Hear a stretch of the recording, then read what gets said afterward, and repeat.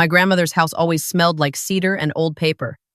Even after she passed, even after everything that came after, I still think about that smell when I need to remind myself why I did what I did. I was standing outside the front door of my brother's house in Oakville when my phone buzzed. It was my cousin sending a voice note, whispering like she was hiding in a closet. They're already talking about the will. Your brother had dinner with your parents last night. Something's happening. I put my phone in my pocket, looked up at the gray November sky, and exhaled slowly. I already knew. I had known for 3 weeks. I just needed them to make the first move. My name is Claire. I'm 31 years old, and I work as a forensic documents examiner for a private firm in Toronto.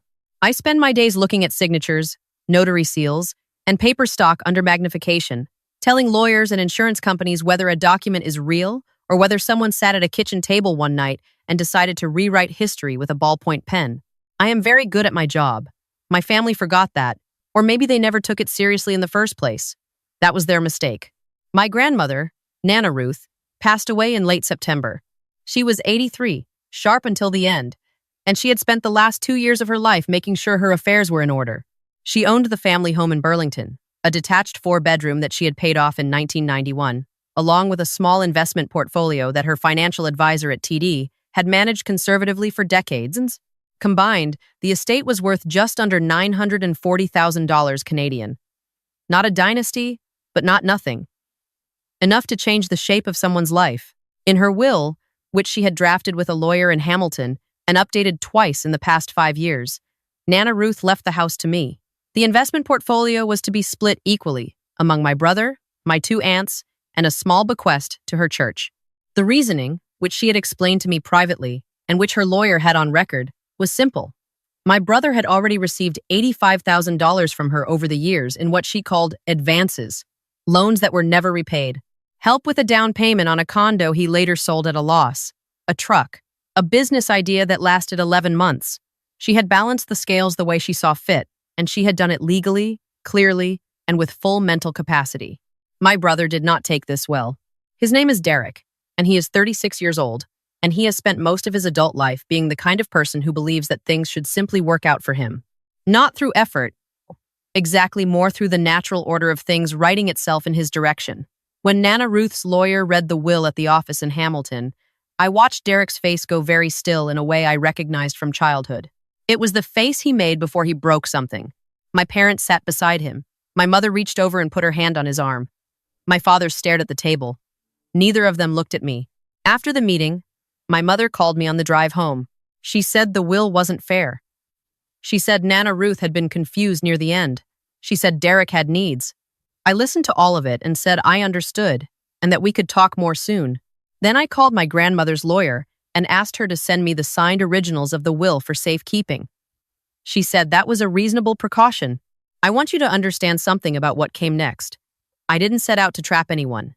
I set out to protect something that was mine and that my grandmother had worked her whole life to leave me. The trap, and I'll call it that because that's what it became, only existed because of the choices other people made.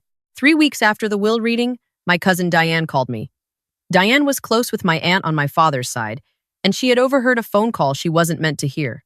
Apparently, Derek had been in contact with a notary in Mississauga, not a lawyer, a notary asking questions about whether a will could be contested and under what circumstances a handwritten codicil could supersede a lawyer-drafted document. He had also been asking about my grandmother's signature, whether it was consistent, whether she had signed anything in her final months that might look different from her earlier documents. I sat with that information for a long time. Then I went to my office, unlocked the cabinet where I keep reference files, and pulled out the folder I had started after the will reading. I had already made certified copies of everything. The original will was in a fireproof safe at my apartment. Nana Ruth's lawyer had her own originals. But I had been in this business long enough to know that documents had a way of multiplying when money was involved. I called a colleague who does handwriting analysis and asked her a hypothetical. If someone wanted to produce a fraudulent codicil, a handwritten amendment to a will, what would they need? She walked me through it. They would need a sample of the testator's handwriting, ideally from a period close to when the forged document was supposedly written. They would need to replicate the paper type, or at least find something plausible. They would need a witness signature or a notarization, which in Ontario requires an actual licensed notary to either participate in fraud or be deceived. And they would need the forged document to surface in a way that looked natural, found among personal effects perhaps. or presented as something overlooked during the original estate process. It was ambitious. It was also, unfortunately, not impossible. I went home that night and I made a decision. I wasn't going to wait for the fraud to happen and then try to prove it after the fact. I was going to give them the opportunity to commit it under conditions I controlled. I typed a document. It looked like a handwritten letter from Nana Ruth, printed on aged paper I sourced from a craft supply store in Etobicoke that sold vintage stationery. I did not copy her handwriting. I'm a forensic examiner, not a forger, and I had no intention of creating an actual fraudulent document. Instead, I wrote it in a clean printed font, formatted to look like a typewritten personal letter from the early 2000s, the kind Nana Ruth used to write on her old brother machine. The content was deliberately vague, a letter expressing that she wanted the house to remain in the family and that she had reconsidered certain arrangements. No legal language, no signatures, nothing that would hold up in any court, but something that a desperate person might believe they could use. I left this document in a manila envelope inside a box of Nana Ruth's personal papers that I had stored at Derek's house after the funeral. I had stored things there temporarily because his garage was larger than my apartment. He knew the box was there. He had access to it. Then I waited. The call from my mother came on a Tuesday evening in early November. Her voice had that particular sweetness in it that I had learned over many years to associate with something costing me. She said she had been thinking, and that the family really should come together, and that Derek had something he wanted to share. She said it like it was good news. She said we should all meet at Derek's place that Saturday, for dinner, to talk things through.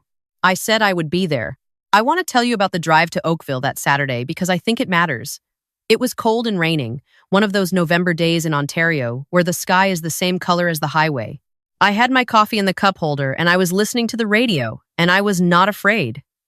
I want to be specific about that because people sometimes assume that when you walk into something difficult, you must be terrified. I wasn't. I had done everything I could do. The documents were protected. My grandmother's lawyer was reachable. I had texted Diane before I left and told her where I was going. I had also, and I say this without drama, taken a photograph of the exterior of Derek's house when I arrived and sent it to a friend with the message, "Here, we'll check in at 8. It was the kind of precaution you take when you know your family. Derek answered the door. He hugged me, which he rarely does, and the hug lasted slightly too long in the way that someone's hug does when they're managing guilt. My mother was in the kitchen. My father was sitting in the living room looking at his phone. The table was set nicely. Derek had made pasta, which surprised me. We ate for a while and talked about nothing. My mother asked about my job, and I told her it was fine. My father asked if I was still renting, and I said yes. Derek refilled everyone's wine except his own. I noticed that and kept glancing toward the hallway. After the plates were cleared, my mother folded her hands on the table. Here it was. She said that this was hard for everyone, that Nana Ruth had been struggling near the end, more than any of us knew. She said that Derek had found something just recently, going through some of the stored boxes, and that it changed things. She looked at me with an expression that was almost tender. I looked back at her, and I kept my face very still. Derek got up and went to the hallway. He came back with the manila envelope. He placed it on the table, and he slid it toward me. He said Nana Ruth had written it herself. He said it was dated 6 months before she passed. He said he thought it made her wishes clear. I picked up the envelope. I opened it. I read the letter.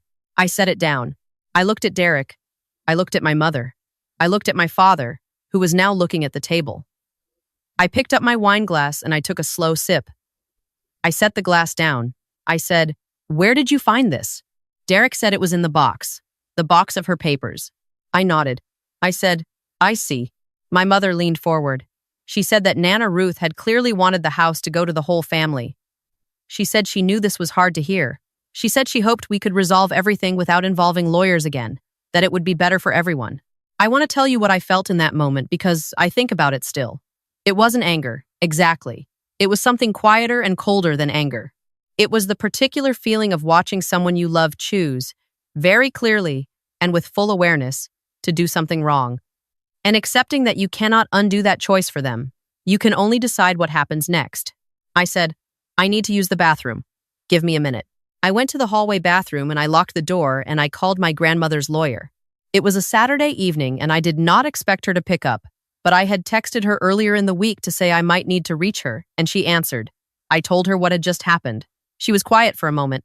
Then she said she would contact the estate trustee and that I should, if possible, secure the document. She also said, in a careful voice, that presenting a fraudulent document in an estate proceeding in Ontario was a criminal matter under the criminal code, and that I should not make any accusations myself. I said I understood. I went back to the table. I sat down. I folded my hands in front of me. I said, I want to be honest with you. I know where that letter came from. I put it in that box. The room went very quiet. My mother said, What? I said, That letter isn't from Nana Ruth. I created it. I put it in the box 3 weeks ago because Diane told me Derek had been asking a notary about forged codicils, and I needed to know what you were planning. I paused. Now I know. Derek stood up. His chair scraped back hard. He said I was out of my mind. He said I was trying to trap him. I said, Yes, that was correct. And that his presenting the document to me had been recorded. I nodded toward my jacket pocket. Because, in Ontario, it is legal to record a conversation you are a party to, and I had turned on my voice recorder in the car before I came inside. My mother's face did something I had never seen it do before. It just collapsed, not into tears, into a kind of blankness that I think was the expression of a person realizing they had miscalculated something very badly. My father said nothing. He had not said anything in a very long time. I picked up the envelope. I said, I'm going to leave now. Nana Ruth's lawyer will be in touch with all of you on Monday. I would strongly suggest that Derek speak with a criminal lawyer before then. I put on my coat. I said, I love you all. I mean that. And I'm sorry this is where we ended up. Derek told me I was being dramatic. I drove home in the rain. On Monday morning, the lawyer contacted Derek formally, referencing the incident and the recording, and advising that the estate would be proceeding as documented, and that the fraudulent letter had been logged and would be preserved if required for any further proceedings. Derek hired a lawyer of his own. After 2 weeks of back and forth, during which I did not contact my family at all, his lawyer advised him that he had no viable path forward. The original will was airtight. The letter I had created was traceable. I had used paper I could document purchasing in a format inconsistent with Nana Ruth's actual correspondence, and my own fingerprints were on it. The recording from Saturday evening made the situation unambiguous. Derek did not face criminal charges. His lawyer and mine negotiated an agreement in which he acknowledged the incident formally and waived any further contest of the estate in exchange for no criminal referral. I agreed to that outcome, not easily, but because Nana Ruth would not have wanted her grandson in handcuffs. I think about that sometimes. Whether I was right. The estate closed in February. The house in Burlington is mine now. I went there for the first time as the owner on a Sunday in March, when the snow was still on the ground but the light was starting to feel different. I walked through every room. I stood in the kitchen where Nana Ruth used to make her butter tarts at Christmas. I stood in her bedroom, which still smelled like cedar, faintly, and I sat on the edge of the bed and I let myself cry for a little while. Not about Derek, not about my parents, about her, about the fact that she had worked for 60 years and worried and planned and tried to do the right thing, and the last gift she gave me was being tested in a way that should never have happened. My mother sent me a card in April, a physical card, in an envelope, with her handwriting on the front. I held it for a long time. I thought about what Nana Ruth might have said. I thought about cedar and butter tarts and 60 years of careful living. Then I put the card, unopened, in the recycling bin. And I went and made myself a cup of tea, and I sat in my grandmother's kitchen, in my kitchen now, and I looked out at the backyard where the snow was finally melting, and I thought, sometimes doing the right thing doesn't feel the way you thought it would. Sometimes it just feels quiet, and you have to decide if quiet is enough. I think it is. Most days, I think it is. If you've ever had to protect something that mattered to someone you loved from the people who should have protected it too, drop a comment. I'd like to know I'm not the only one. And if this story stayed with you, there's another one below this that I think you'll want to hear.